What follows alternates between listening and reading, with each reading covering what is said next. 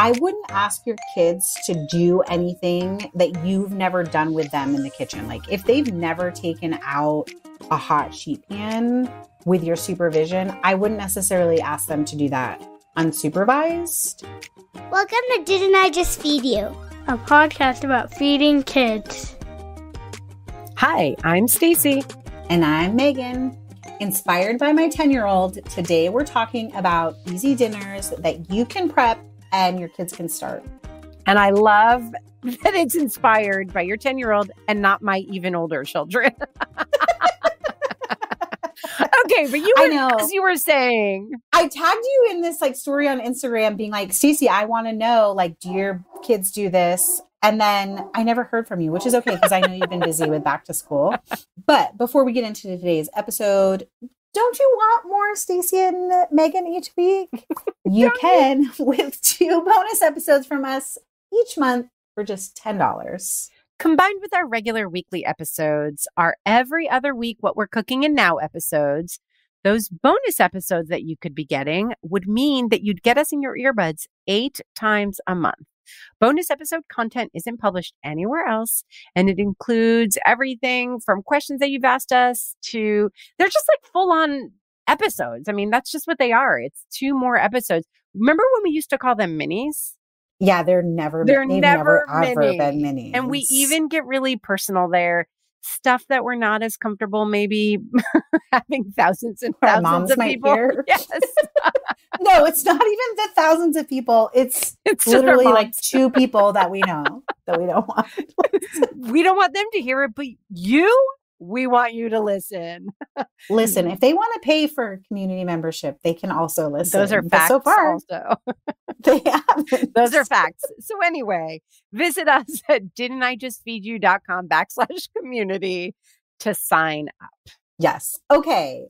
I wasn't trying to throw you under the bus saying you didn't reply to the Instagram comment, but I know that this is both of our lived experience. And so it's really interesting now to have my daughter, my 10-year-old, my firstborn, having a similar experience, but different.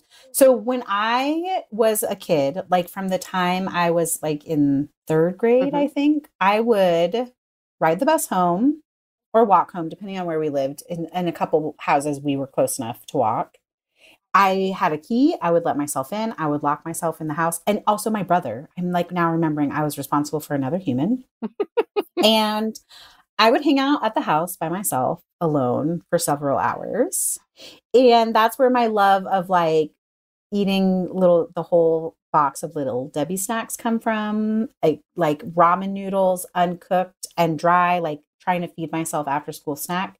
But one of the things that I started to do in those years of me going home by myself was start dinner.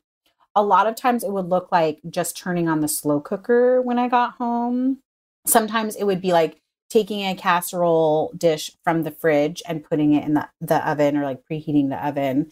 And I really give credit to that with my interest in cooking. Starting those little things was fun and exciting. It was also exhilarating when I would forget and I would hear my mom pull into the driveway and be like, oh, I forgot to start that chicken. And my mom being peeved about it. But you also have that experience of you would start meals, maybe that your mom had prepped or maybe not. What was that like growing up for you? She did not prep anything.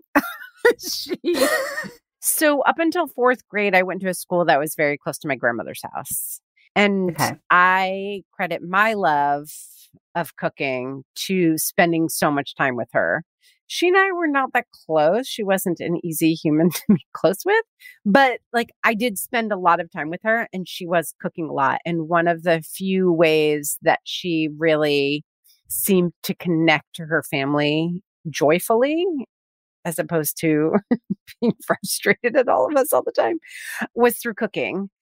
So then in 5th grade, we moved and my mom and I lived much further from my grandmother's house and there was a bus home. So 5th grade, 10 years old, my mom was definitely still at work until later. I definitely started just like you, get off the bus, let myself in, and I was alone until 6 or 7 o'clock. Yeah. So every once in a while, my mom would start cooking something once she got home. But as I got older, I started experimenting more with cooking myself. And so then she started to lean on me, right?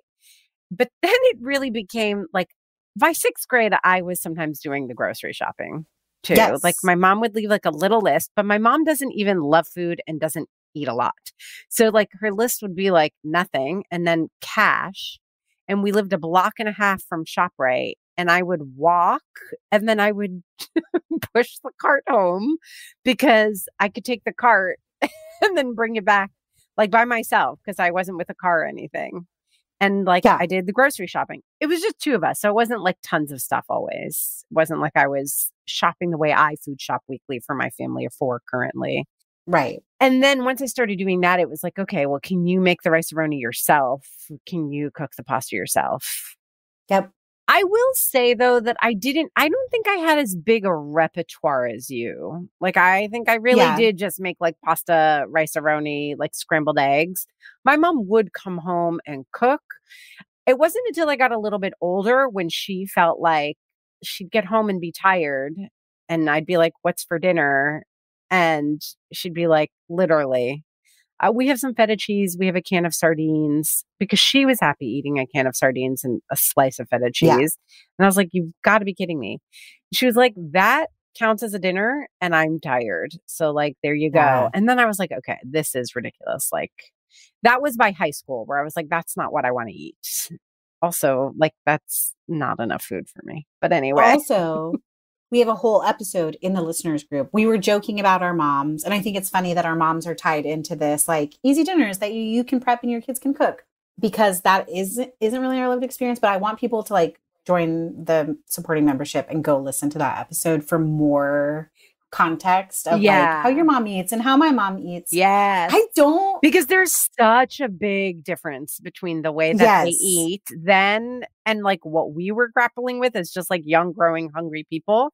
And also the way they both eat today versus how we eat today and try to feed how our they family. approach our kids who are their grandkids. It's very interesting. But I think it's funny that you think I had like some I don't know. You talk about repertoire. It like you were like, I started to cook. I was like, I made rice-a-roni. Yes, it's not that much of a jump. Okay. Like I make the joke that like, oh, I just got tired of my mom making hamburger helper. But like at first, that's what I was doing. I would be like, I don't want the like slow cooker chicken that you make once a week anymore. Like, can we buy the hamburger helper? And I'll make that. I'll start that at like 6:30 so it's ready when you get home. Kind of thing. And then I moved on to like the very American like beef tacos where you like buy the old El Paso kit and like ground beef and like do that.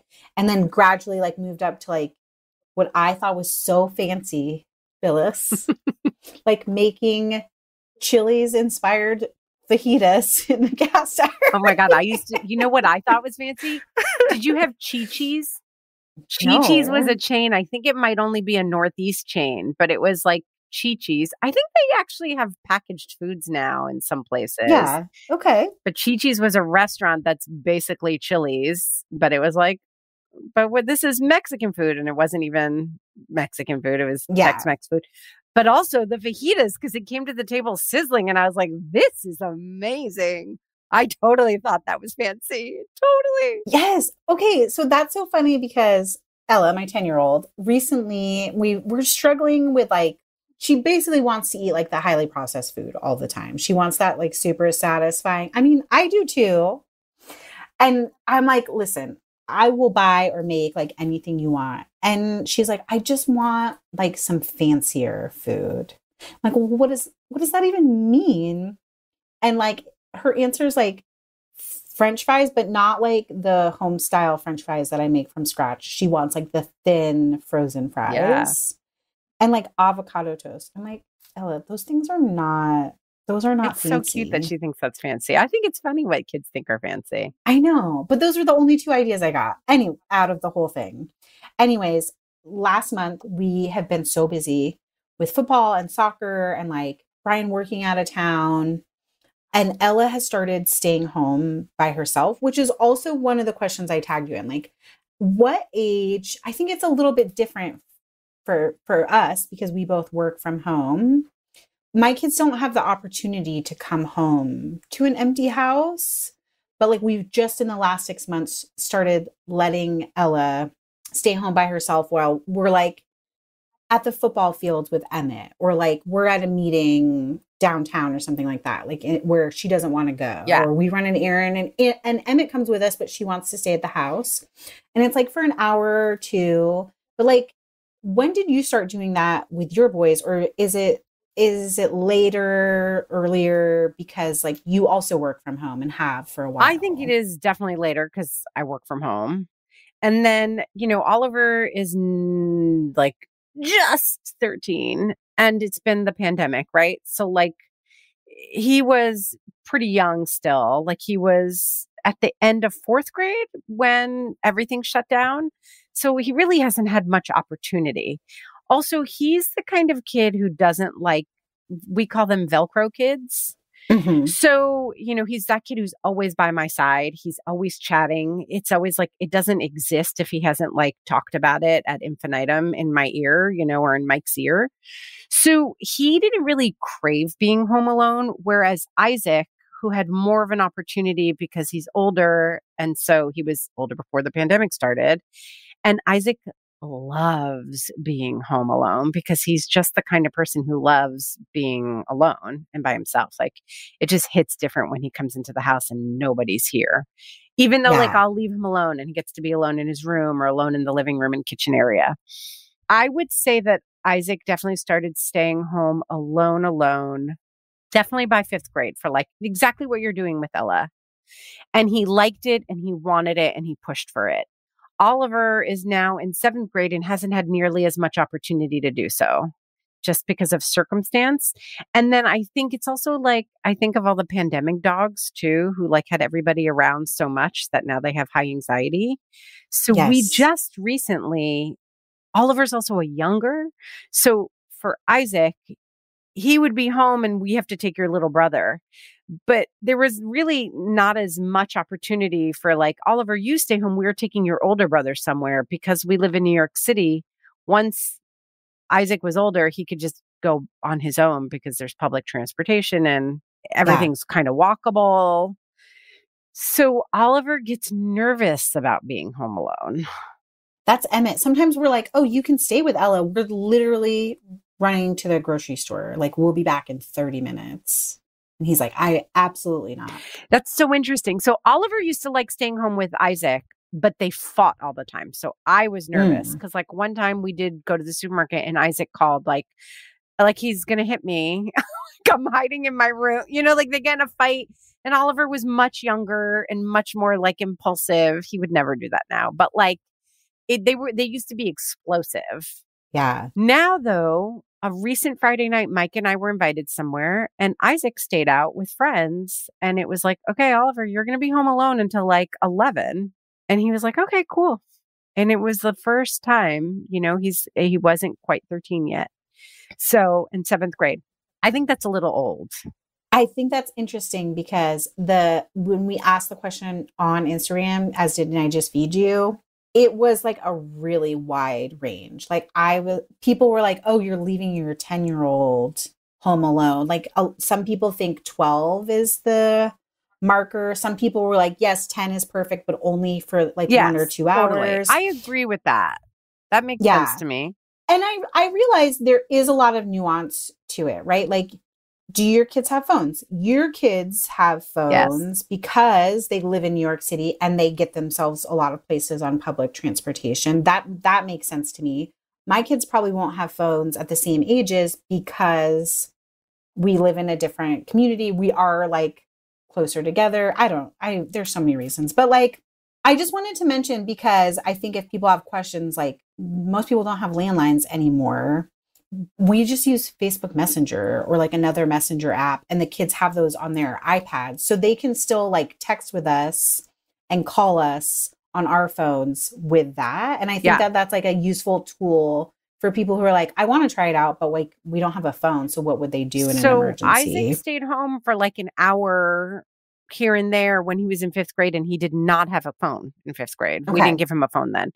So he used his iPad, and his iPad had a lot of lockdowns. And it's like, you don't want them now I don't care. They do just stay on screens the whole time we're gone. But then I kind of didn't want it. So it was on lockdown, but he would use FaceTime audio to call us. So that's another great one. I think Facebook Messenger is another great tool. And I agree that your point about like where you live and how you live is really important. Like if you live in a 2-family home with a grandparent downstairs, that's one thing versus if you live in a rural area and your house is like really far from another house. For us, the city is a funny double-edged sword where I feel like on one hand, it can feel scary is not the right word, but I think to people who don't live in a city, it can like intimidating, or maybe like there's more possible threats. Mm-hmm. But another thing is every single time to this day that I've left my kids, I can text a neighbor and just say like, FYI, Oliver and Isaac are home alone, or Isaac's home alone, and they are 2 doors down, like 2 seconds away. Same. It's like not even a drive. It's like someone can run to the house. We do that with Ella and our next door neighbors, or they like live across the street. I'm like, hey, Ella's here. I told her if she needs anything, she can come over. Totally. Because you mentioned like the nuance of it. I also want to acknowledge that our lived perspective now is like we are in a 2-parent home, but we also were forced into that, like coming home alone, because we both had single moms. And so there probably are parents who like their kids are a little bit younger and they're doing the things that we're talking about for our older kids. I think you also, like you were saying, like Capricorn versus Libra. Yeah. Birth order, like it's your kids. And we think if you're making a decision that's different from ours, that like you're probably making the right decision for your family, no matter what the dynamic is. I think that's a very important thing to say. And that's going to extend into the food conversation because like how much prep they can do, whether they can be near an oven. Like, of course, there are rough age guidelines and we hope it's just interesting to hear how others do it. But like, it's very personal. Isaac was happy to stay home alone before Oliver, but Oliver's much more comfortable in the kitchen and is like comfortable, like pulling something out of a hot oven. To this day, Isaac feels weird about it. Like it's like nervous. So it's really just what works for you. Yes. Okay. Some like, I don't know, ground rules or ideas is just bouncing off of what you said. Like, I wouldn't ask your kids to do anything that you've never done with them in the kitchen. Like if they've never taken out a hot sheet pan with your supervision, I wouldn't necessarily ask them to do that unsupervised unless you're like going to walk through it on the weekend in some capacity, like train them how to do it, because otherwise it's like confusing / dangerous. It's too much margin for error. Totally. Because I think a lot of people are like, oh, my kid can use the oven, but not the stovetop. Maybe they have gas and they feel nervous about their kids turning that on. Or they're like, they can use X knives or like use the vegetable peeler, but they can't use the mandolin unsupervised. Do you have any rules like that? Well, Isaac is going to be 16 soon, and I still don't want him to use knives because he's not adept at it. Like maybe Oliver when he's 16 or 17.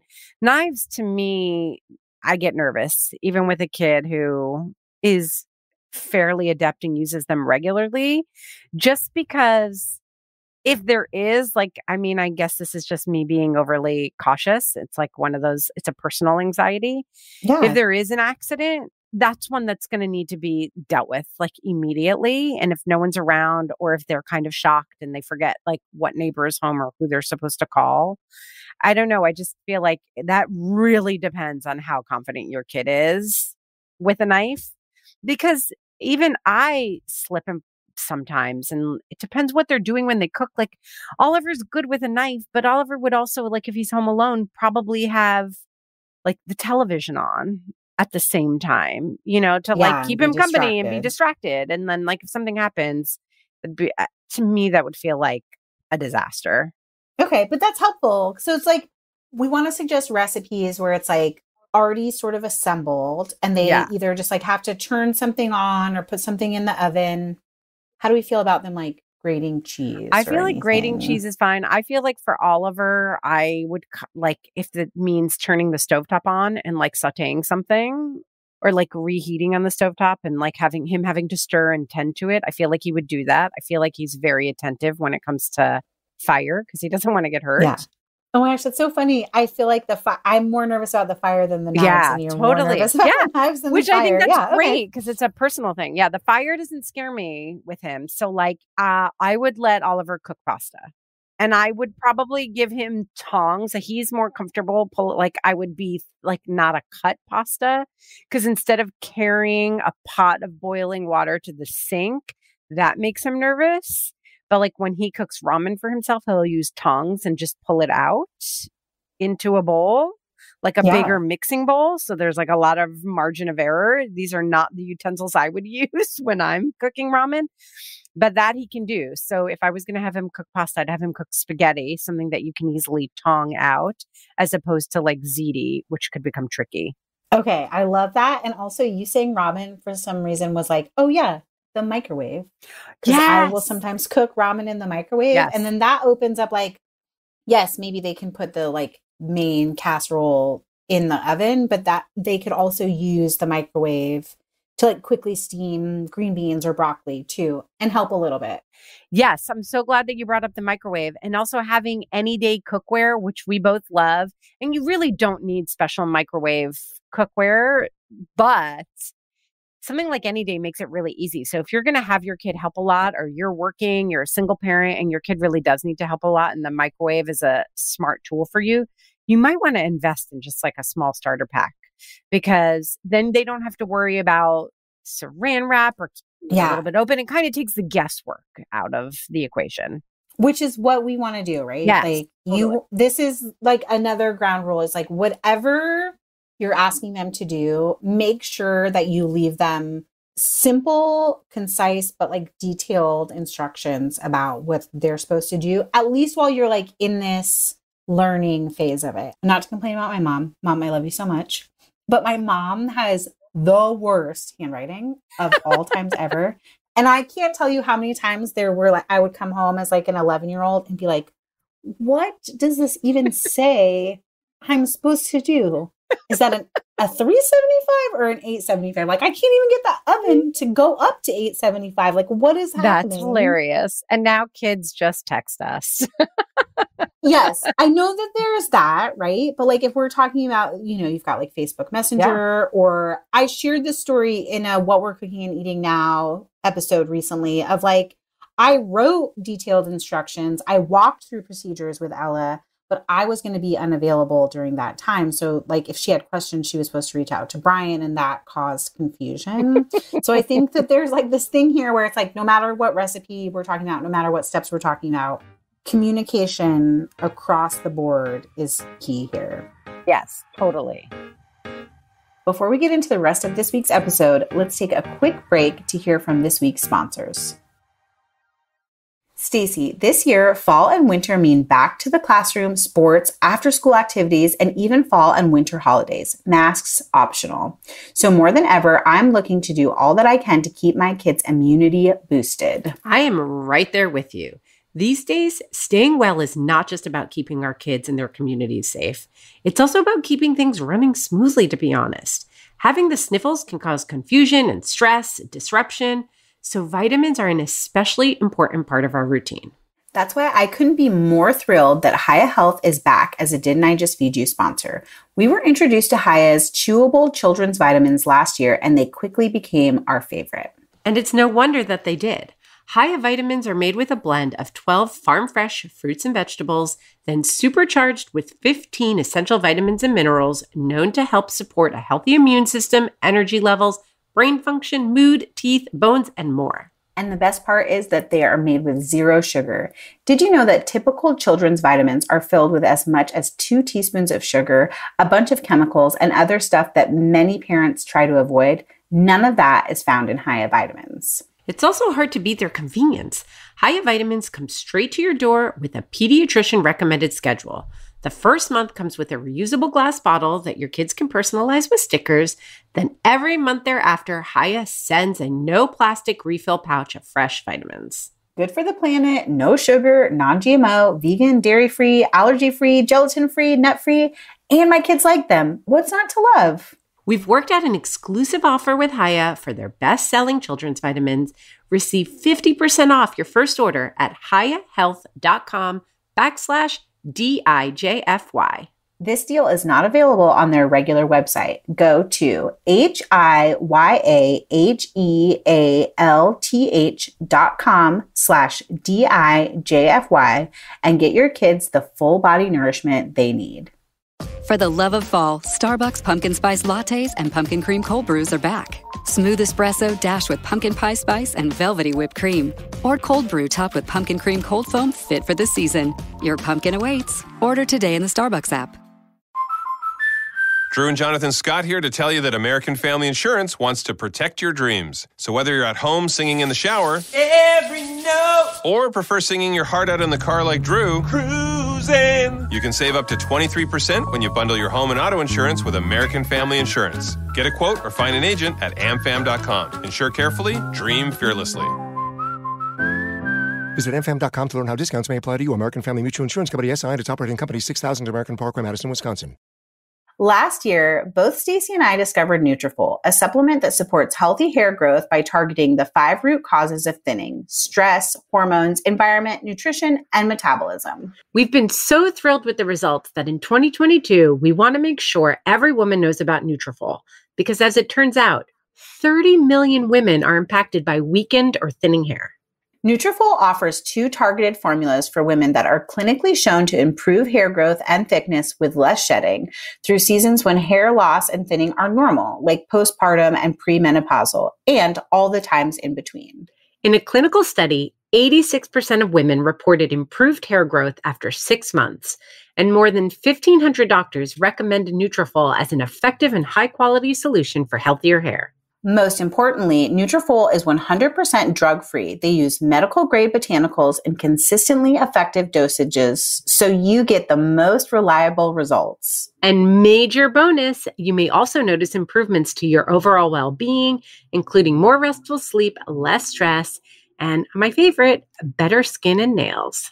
No matter your stage in life or whether you're experiencing thinning hair caused by stress, hormonal changes, overstyling, or some other reason, there's a Nutrafol product for you.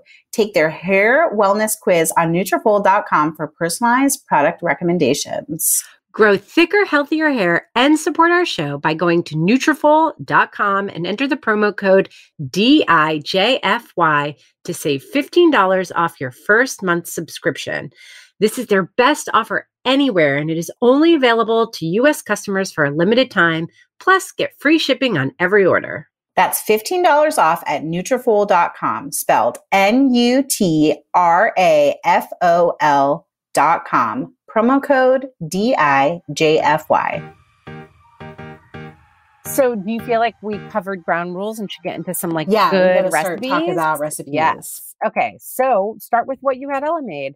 I had her make what I called pizza casserole. I think we have a very similar recipe on Didn't I Just Feed You? It's basically like fresh packed tortellini, pasta sauce, pizza cheese, pepperoni, and it's all tossed together in a casserole dish. That's something I would totally prep the night before and put in the fridge if I needed to. That day I did it just in the afternoon right before I walked out of the house and set a timer for her of when to start it. And we did that along with roasted broccoli, which again, I put on the sheet pan, drizzled with oil. I did a little bit of salt on it. And then when I got home and dinner was still finishing up, I added some garlic to it. Nice. So I think any of those pasta casseroles where you could assemble it ahead of time, that is a whole genre that's open if you're up for and have time to prep it either on the weekend or the night before or in the afternoon. Yeah. So this is interesting because I think there's kind of 2 categories of recipes that we'll be talking about. One is that something that can be just prepped ahead. When I was cooking for myself, my mother was not prepping for me. Right. So there's also some really, and I don't have that many of them, but really simple dinners that still feel like good family dinners that I think kids can assemble and put together themselves. But for reheating, I think this is the perfect time to talk about chilies and soups and stews.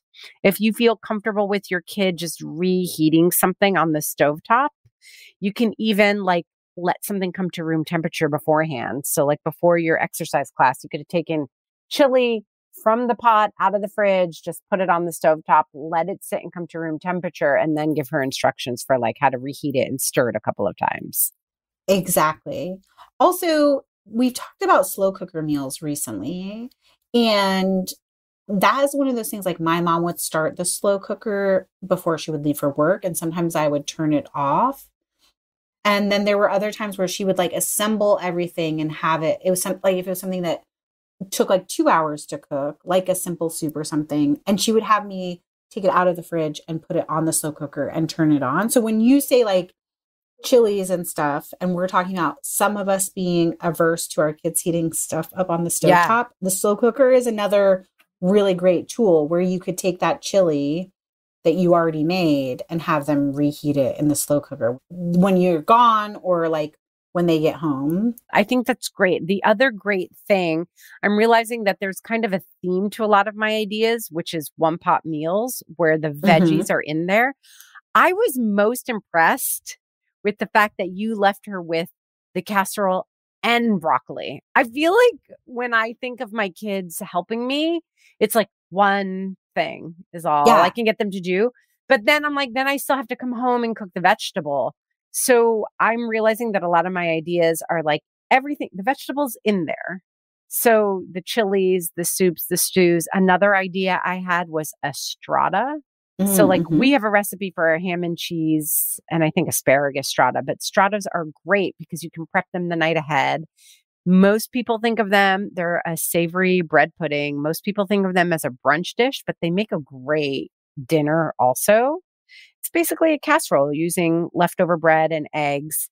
And you can add vegetables and protein to that all at once. And then all they have to do is put it in a cold oven and reheat it in time for you to come home and take it out of the oven if they're afraid of going into a hot oven. Yes. Also, sheet pan meals. Yeah, totally. Or that same, like, that is a one pot thing or one pan for the most part. I know we've talked about that there's like some nuance sometimes, and maybe you have to split things up between two pans. But I think even Ella, with her like inexperience, if I was like, here's a zip top bag of the things to put on this sheet, on one sheet pan, here's a zip top bag of the other things to put on the other sheet pan, she could dump those bags. So they're just not like sitting out the whole time, and put those in the oven. No problem. So then that opens up like a whole other. This is interesting because I think of sheet pan meals as requiring a little bit of maintenance mid cooking. And I think that my kids would be afraid to go into the oven and deal with that. Like Oliver is comfortable with the cooktop. He's comfortable with like fire and pan, and he knows the oven makes him nervous because it's like a wall of heat. And then he like gets intimidated. Okay. So this is like interesting nuance, right? Where it's like the story I told about how when I set Ella up to make this meal, Brian intercepted the communication that we had already had and was like, oh no, you have to preheat the oven. And I said in telling that story on that What We're Cooking and Eating Now episode, like, I knew that was going to make the broccoli kind of weird that she was going to preheat the oven with the food in it. But that meant she didn't have to handle anything hot. So I think there's something where it's like, I think on like some of these things that we're suggesting or that we're talking about, like maybe the results are not going to be as good, like not as crispy of broccoli or like not as browned of a casserole. Like I would have loved if Ella felt like she could take the lid off the casserole dish so I could get some browning on the cheese. But also like we're talking about these situations where you're like so busy, there's so much going on. And like if dinner is hot and like done when everyone gets home, even if it's not the best, I will make that compromise. And I think that's something I'm accepting, but not saying out loud when I'm talking about like, okay, sheet pan meals, like maybe everything's not going to get browned evenly the way it would if we like supervised it. But I'm accepting that. I agree. I think that's a really good point. So, managing your own expectations. I do think not to be nitpicky and spoiled about my dinners, but like a pasta casserole, even when it's not as good as when you make it, is easier to get to deliciousness than maybe certain sheet pan meals. Like if it's not crispy or the steak hasn't been turned, it's a little like womp womp. It's fine. It's dinner. It's warm. We're lucky we have it. But like, so I would personally veer more towards casseroles. Yes. That I can prep ahead, because I think there's a bigger margin of error in the deliciousness quotient. I love this conversation because it comes back to like just being the cook that you are, like, and the eater that you are. You never have to select sheet pan meals so that they don't have to be mediocre. If you don't want to, you can like, I think I'll select fewer like stovetop things, but like one pan pastas sound like they're perfect for Oliver. Totally. And for you guys. Totally. Yeah. I do think sausage on a sheet pan is a really good one, because that doesn't like sausage and potatoes is great. Tots and hot dogs. Tots and dogs. Favorite. For Oliver going to the stovetop, I think Oliver could totally make us pesto pasta. Yeah. And then like also we have a recipe for a spinach pesto that is already packed with spinach. So I feel like, and he could make a bagged salad too, honestly. But bagged salad, yes. Bagged salad. And then going back to the sheet pan, just putting chicken nuggets on a sheet pan, popping that in the oven and having them make like, get 2 bags. So it's a big hearty one. My kids could totally do that. We have a recipe for a dinner-worthy ramen salad that's really delicious that I think is good. And part of what makes it yummy is the dressing, which does have to be microwaved so that you can use the ramen packets without it being grainy. But that's a really easy one. Like if you prep a whole bunch of ingredients, and then really any kind of dinner salad that can sit. So like kale salad can be dressed and can just sit for a while. So that's great. Like either you dress it or they dress it at any point, and they don't have the pressure of it being like time constrained. And then throw chicken tenders into the oven so that you can top a big yummy kale salad with chicken tenders. Yeah.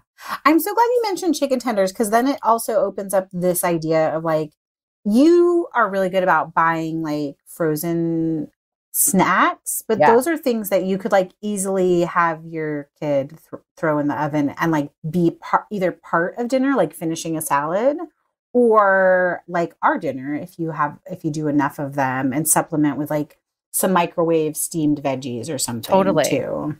Cold noodle salads. So, that's something where maybe your kid cooks the pasta as well, and then it just sits. It's very low maintenance. Or maybe if you're not ready for them to cook pasta, you cook either soba noodles or spaghetti or tortellini, and then like have a sauce that you can prep ahead of time, whether it's like a vinaigrette or a peanut sauce. And they just need to like steam edamame or broccoli in the microwave and just toss everything together. That's a really good assembly kind of meal, thinking about all manner of cold pasta dishes. We have to mention sandwiches too, because I love a sandwich dinner, and especially during like very busy seasons is something I rely on. How I make them so they feel more substantial for dinner is just like buying nicer bread, like doing hoagie rolls or like a big sub instead of doing sandwich bread, and like buying some other meats and or sauces outside of like our regular lunchbox turkey and ham. And I think that like if you have a kid who's truly, I know that's like so last minute, but like if you just want to break the seal, dip your toe in, like getting your kid to like get out and build sandwich stuff might be a good entry point. I love this. Can I say something about kids and about like how this is so about knowing your own kid? Yes. I feel like making good dinner worthy sandwiches would actually be harder for some kids, even though it's not cooking, because there's so many elements. Like, do you ever put out one of those dinners where you're like, it's a make your own and it's supposed to be easier, and actually you're like, Jesus Christ, like 5,000. Where's the cheese? Oh my God, I forgot that I want to put this out and I run that. I feel like that with rice bowls. Yes. Often, where I'm like, oh, I'm going to make this little slaw with this cabbage. Yes. And there's like I do know exactly what you're talking about. I feel like some kids might get overwhelmed by there being a whole lot of elements to like put out. And I personally don't want just like ham and cheese and mayo for dinner. You know what I mean? So, but I think it's still a like very smart on point suggestion, but it's again, like those variations, like maybe that would overwhelm your kid. And I want to throw out, like, maybe it's a meal that is like for one, we've talked about this before, like the sports nights, like everyone can assemble themselves. Like maybe, because we've run into this, like having to like drop one kid off and pick one other kid up. It's like, maybe that one kid who's at home makes their own sandwich. And it can be just turkey and cheese and mayo. And then when you get home, so it's like it's not different dinner for everybody. You're also making sandwiches and maybe you take it a step further. It's like in between kid prepping dinners and yo-yo dinner, like the sandwich lives in between there. Exactly. I wanted to add, there are some sandwiches that would be awesome if you like pre-assembled them and then the kid at home was responsible for just like pressing them in the panini press before everyone gets home. A great one. And if you start with sandwiches as like, okay, it's Oliver's sandwich night, then you could like slowly upgrade them to putting something like a Mississippi pot roast in the slow cooker.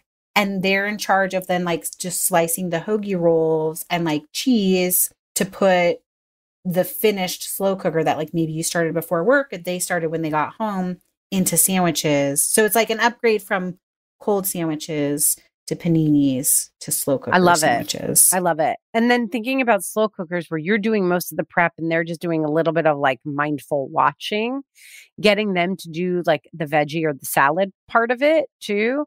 Going back to like any day cookware to make microwaving vegetables really easy, microwave steaming, bagged salads. Like there's a lot that kids can do. I want to go back to something you said at the very top, which is don't spring on them some responsibility that they've never had the chance to do with you around. And Oliver, who's more of my cook, is someone who made breakfasts more than dinners.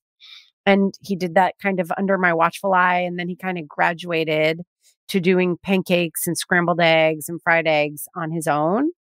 And I just want to remind everyone that makes a great dinner too. Like if you have a kid who makes pancakes and that's something they've done for you for a long time, like have them make pancakes for breakfast for dinner night.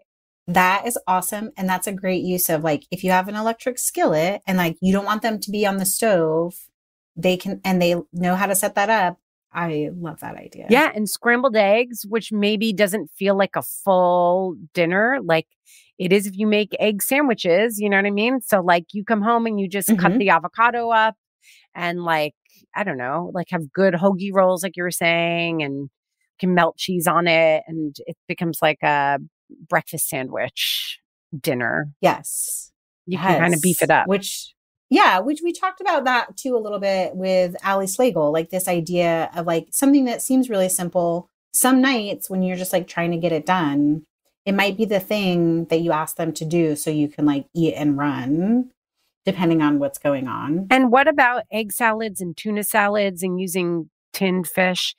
Like those are no heat things that you can add to a salad. Like, I mean, this is so old school diner. I obviously grew up in New Jersey, like a scoop of tuna on a big salad, but I still love that. I think that's delicious.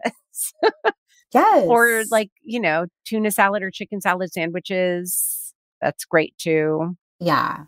I think a little bit what is coming out of this too is like, there's so many different entry points to like give your kid, because that was the thing. Ella did burn herself the night she made dinner, and she seemed upset in the like text thread and Facebook Messenger FaceTimes and all of that stuff. And then later when we were like downloading how she felt about her day, it was one of the things that she noted that she was proud of her day about. So like, I mentioned sandwiches, you mentioned breakfast, like there are really easy entry points that even if you're like, oh, that's something that I can totally assemble in 10 minutes when I come home. Isn't there something like really beautiful about giving your kid that responsibility where like they kind of can't fail? If you have to get home, like they didn't do it and you have to get home and assemble the tuna salad still, like you won't be totally bummed. But if they do it, they have this moment of like, they contributed to the family, they helped you out. They fed everyone. They learned they did something on their own. I think it's really powerful. And then they have a skill that they can take when they're on their own, which I know is not something that people are thinking about when they have a 7, 8, 9, 10-year-old. But, before you know it, you're going to have a nearly 16-year-old like me. And even though he still is definitely several years from being out of the house, I'm starting to think about like, oh my gosh, like, you should know how to feed yourself. Like, that's going to be something you're going to have to do soon. So yeah, I think it's great. And an episode I've always wanted to do are things that kids should know how to cook before they leave home. We touched on it a little bit when we talked to Katie Morford about her book Prep. So I think all these things are sort of interrelated. Why we cook with our kids was an episode, I think like episode number 5 or something. Yeah. It's funny because they're all different entry points for cooking, but they're all different entry points for why you end up getting your kid to cook. And when they're little, it's the touchy-feely stuff. Now that they're older, it's just like practical. Like, we need help. To get shit done. Yes, to get shit done. But it all comes back to the things that you just pointed out. It's very powerful, it's important, and it's empowering to them. Yes. And also, y'all, parents need a break. And they need a little help. If your kid gets into it in the kitchen, like both Stacy and I did, maybe it can be a bigger break than you thought it was. Stacy, I cannot wait to hear what our listeners community has to say about this idea, what meals their kids cook, what age they started cooking unsupervised or starting dinner. I think it's really super interesting. We hope that you've joined us there. If not, join for free at didn'tijustfeedyou.com/community. Or if you want those bonus episodes and other goodies, join our supporting community. You can also follow us on Instagram, where we are at Didn't I Just Feed You, and keep in touch by signing up for our newsletter. A huge shout out to our producer, Samantha Gatzik. I am Stacy. And I'm Megan. Stay sane and well fed until next week. Be sure to subscribe to Didn't I Just Feed You wherever you're listening. And don't forget to rate and review.